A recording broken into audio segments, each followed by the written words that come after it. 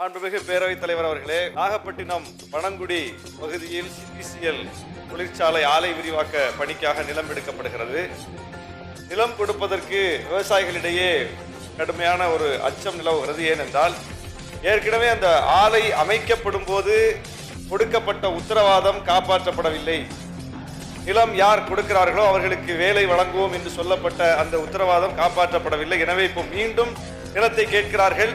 மீண்டும் அந்த வாக்குறுதிகள் நிறைவேற்றப்படுமா என்கிற கேள்வி விவசாயிகள் மத்தியில் இருக்கிறது. எனவே இது குறித்து அரசு உரிய கவனத்தை செலுத்தி அங்கே என்ன கோரிக்கை விடுக்கிறார்களோ அதை கேட்டு பரிசீலனை செய்து அதன்படி அந்த திட்டம் அமைக்கப்பட வேண்டும் என்று கேட்டுக்கொள்கிறேன். வருவாய்த்துறை அமைச்சர்.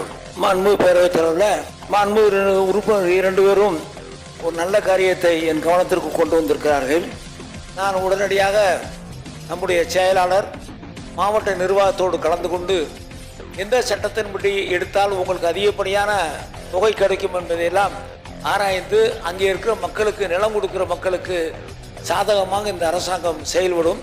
அதுபோக அந்த வேலை வாய்ப்புலையும் பார்த்து சொன்னால் யாருமே சொன்ன மாதிரி நடக்கவே இல்லை. இது மட்டும் இல்லை, சிபிசிஎல் மட்டும் இல்லை, யாருமே இது வரைக்கும் அப்படி ஒரு சொன்ன சொல்லை நிறைவேற்றியதாக தெரியவில்லை.